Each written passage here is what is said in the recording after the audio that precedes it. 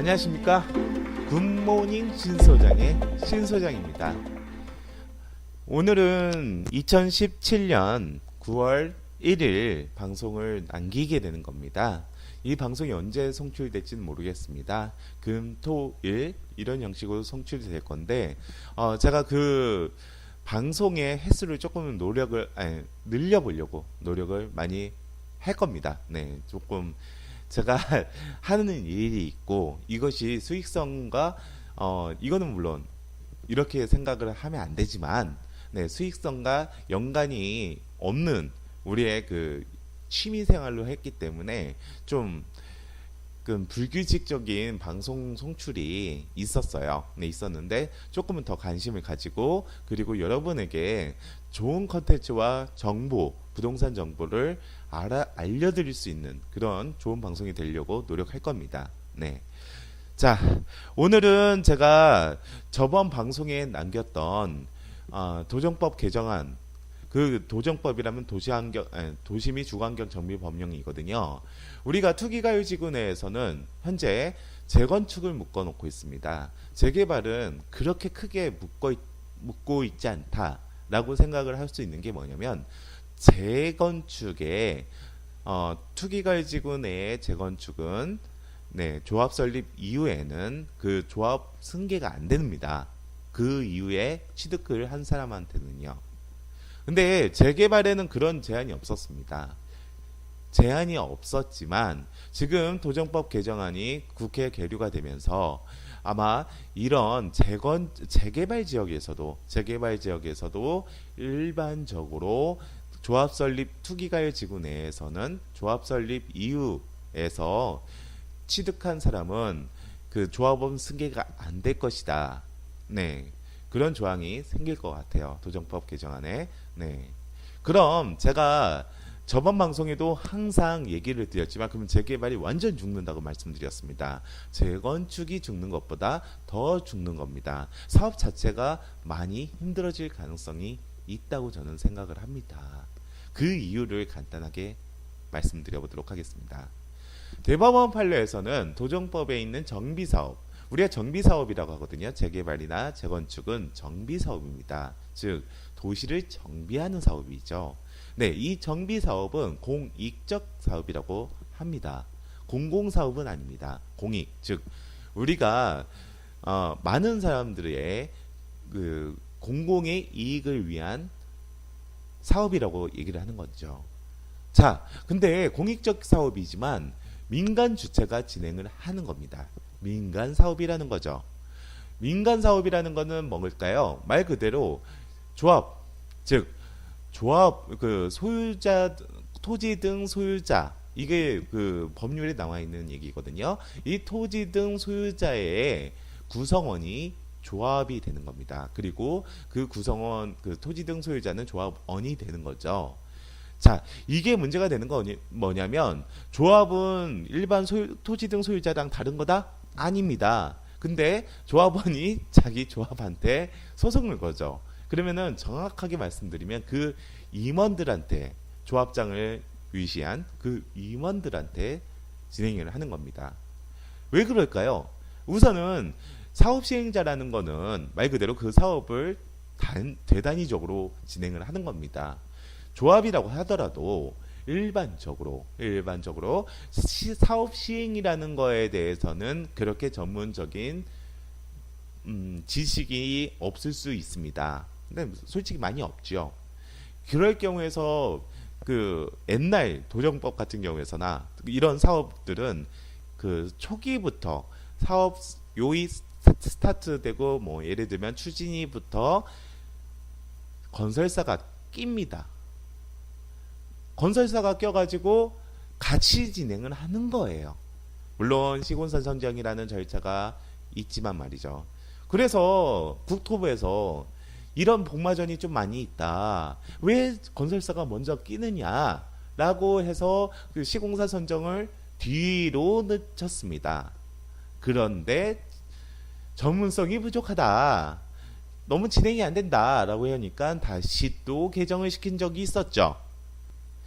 여하튼 말이 너무 삼천포로 갔는데 재개발과 재건축은 그런 식으로 도시정비라는 공익적인 목적을 가지고 있고 그 임원들은 우리가 국가 공무원이 가져야 되는 법률을 정해놓은 참여도를 동시에 가져가는 그 법률을 적용을 받는 그런 단체가 되는 것이죠.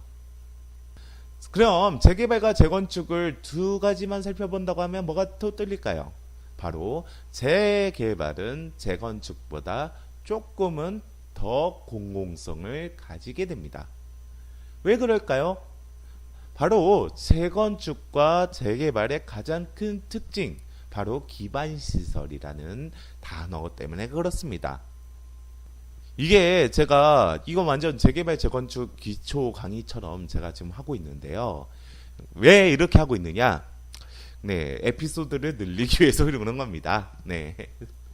그런데 여하튼 제가 말하고 싶은 요지는 나올 거예요. 그리고 이 방송 자체가 여러분께서 지금 제가 항상 얘기하지만 이런 그 에피소드를 3개, 4개로 늘리는 것은 일어나서 물론 제가 콘티나 아니면은 대본은 없습니다.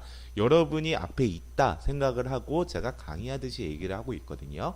네, 하고 있는데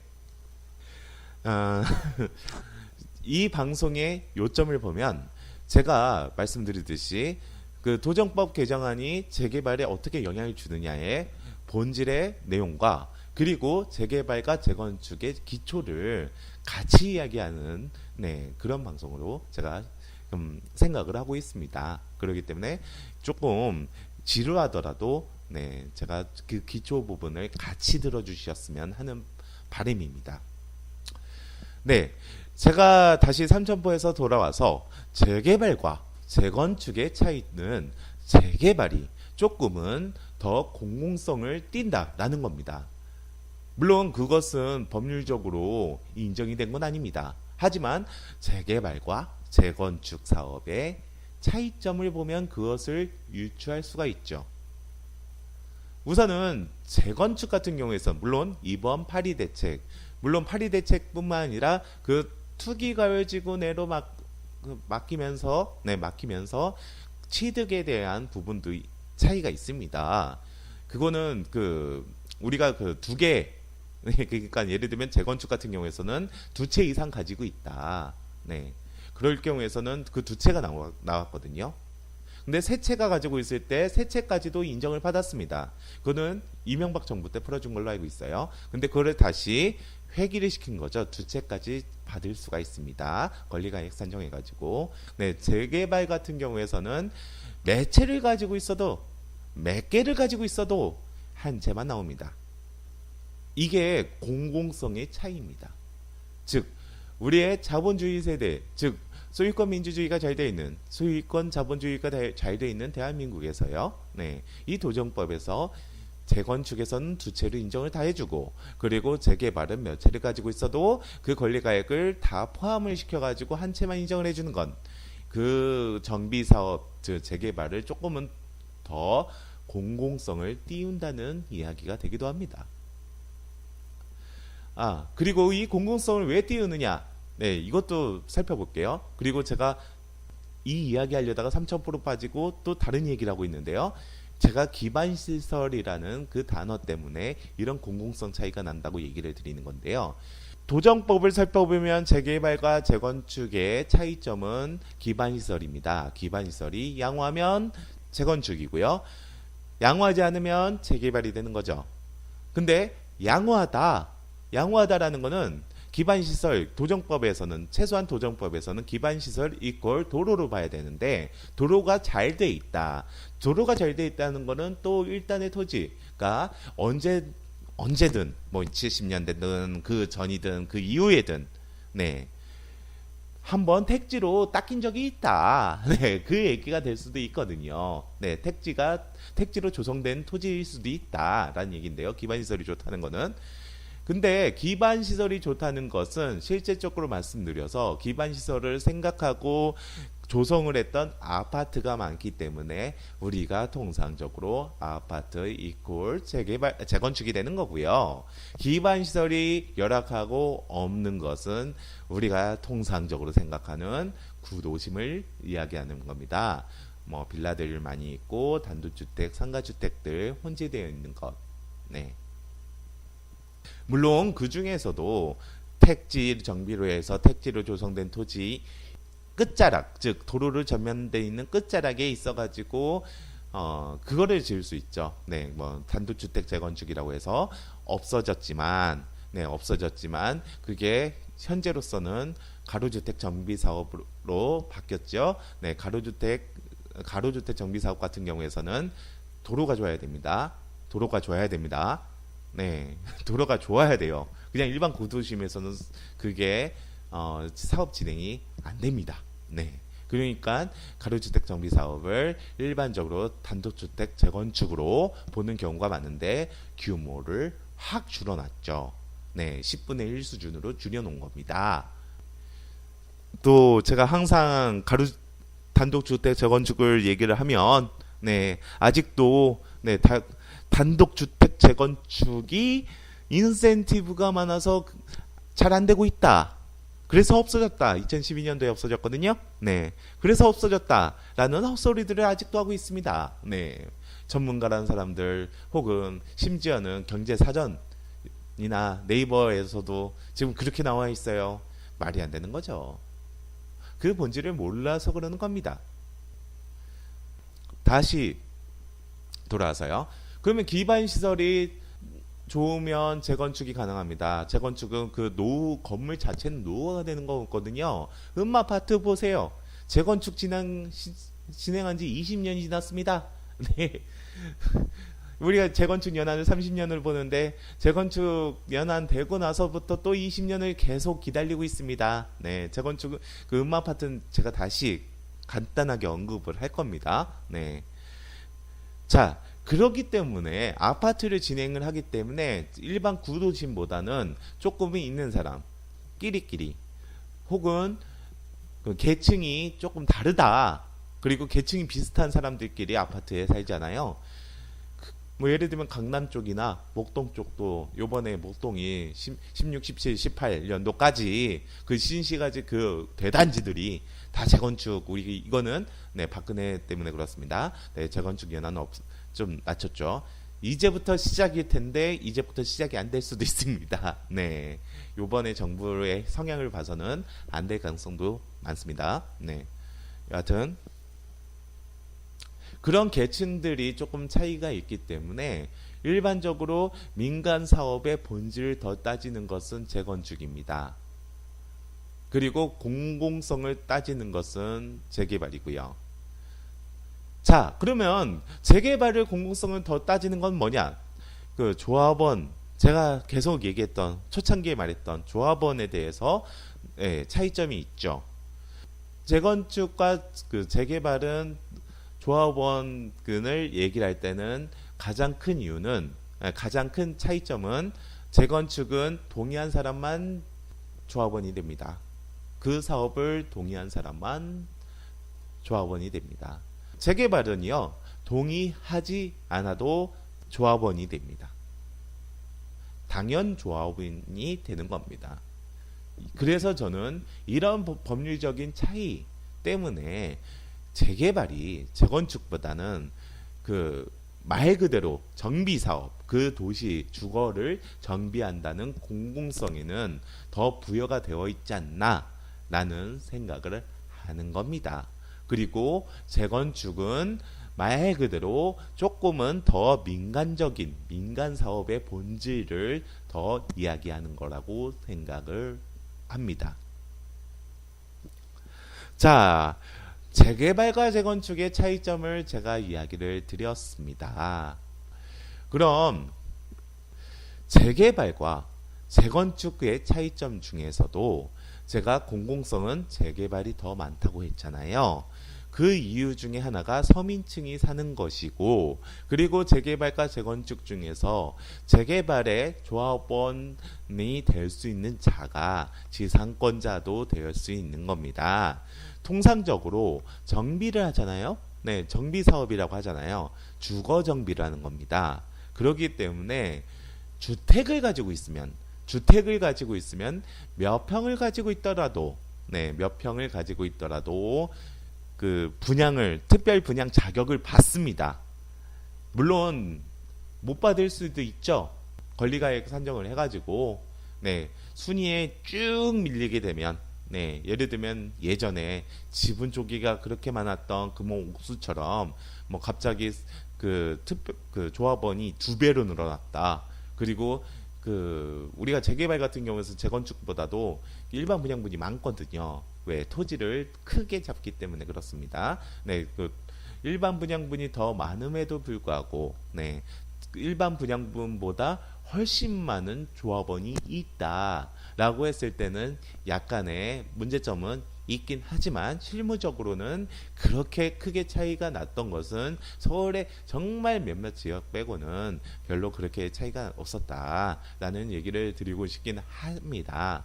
그래서 제가 항상 얘기를 드리지만, 재개발을 접근할 때는 재건축과 틀리게, 재건축은 무산지분이라는, 네, 그 복병이 있기 때문에, 네, 그 재개발 같은 경우에는 조합원 분양가만 받을 수 있는 부분만 차지를 해도, 그런 목적으로 투자를 접근을 해도 괜찮다. 물론 평형에 따라서 평형 배정에서 그 밀릴 수는 있어요. 네, 밀릴 수는 있고 순위에서 밀릴 수 있는 부분은 있습니다만, 네, 그렇지만 조합원 분양가로 분양받는 조건으로 그 목적으로 접근하는 게 맞습니다. 재개발은. 네. 그 지상권자라는 것들은 무슨 뜻으로 얘기를 하냐면, 토지를 안 가지고 있어도, 토지를 가지고 있지 않아도 조합원이 될 수 있다는 겁니다. 재건축과 다르죠. 이게 왜 다르냐면, 그 지상권자라는 거는 무허가 건물 가지고 있는 사람을 통상적으로 얘기를 합니다. 왜? 자기 땅 위에 건물을 짓는 게 아니기 때문에 그렇죠. 그렇기 때문에 지상권자라는 얘기가 되는 겁니다. 그렇기 때문에 뭐 통상적으로는 국공유지가 많은 데는 또 어디 있겠어요? 못 사는 동네가 외곽이나 못 사는 동네 쪽에 국공유지가 상대적으로 많을 수밖에 없죠. 네, 거기에 올라가는 겁니다. 그렇기 때문에 지상권자도 말 그대로 조합원이 될 수 있다는 겁니다. 주거는 통상적으로 제가 생각하기에는 주거정비라는 목적성에도 지상권은 당연히 그 무허가 건물의 소유자, 주택의 소유자도 당연히 줘야 된다는 게 맞는 거고요. 근데 이 상태에서 조합원 승계가 막아놨다. 네, 조합원 승계를 막아놨다. 재개발 지역에서는요. 이것을 공공성을 조금은 부정을 하는 듯한, 재개발과 재건축을 동일시해서 재개발은 왜 안 막았지? 왜 재건축만 막았지? 라고 하면서 진행하는 거랑 마찬가지입니다. 무슨 말이냐면요. 이 재개발은 재건축하고 다릅니다. 그리고 말 그대로 주거환경 개선 사업과 재개발도 다르죠. 네, 주거환경 개선 사업은 진짜 못 사는 사람, 재개발마저도 안 되는 사람이 하는 거거든요. 그렇기 때문에 이런 정책적인 정비 사업적인 측면을 무시한 처사라고 저는 보여집니다. 요번에 박원순 시장님께서 서울시역에 있는 정비구역의 2분의 1을 없애버렸죠. 조합 설립은 80%의 동의가 필요합니다. 도정법에 나와 있는 거죠. 근데 박원순 시장은 그 주민의 30%만, 조합원의 30%만 해지를 요구를 해도 해지할 수 있는 기본적인 틀이 갖춰지게 되는 겁니다. 80%가 동의한 걸 30%가 해지를 한다? 민주주의에도 어떻게 보면 맞지 않겠죠. 그렇기 때문에 2분의 1이 정비사업이 해제가 된 겁니다. 왜 해제를 시켰을까? 솔직히 말씀드립니다. 진행이 안 돼서 그러는 거죠. 땅값은 계속적으로 오르는데 이 사업 자체가의 채산성이 맞지 않는 겁니다. 즉 70에서 100을 져가지고 나머지 30을 나눠 가져야 되는데 그렇게 수익 모델을 내기에는 땅값이 지속적으로 구도심이라고 해서 땅값이 개차반이다라는 건 아니거든요. 서울시역에 있는 구도심은 땅값은 계속 오르고 있습니다. 네, 지속적으로 땅값은 지속적으로 오르는 겁니다. 네, 국가의 부, 즉 웰스가 올라가는 만큼 땅값은 올라가는 겁니다. 그렇기 때문에 제가 볼 때는 사업성 자체가 진행이 안 되는 겁니다. 이건 제가 말하는 게 아니라 이 도시정비관리업체 분들의 의견들을 일관적인 의견들을 듣고 제가 얘기를 드리는 겁니다. 네, 오늘 지금 방송은 이제 1부는 여기서 끝을 내도록 하겠습니다.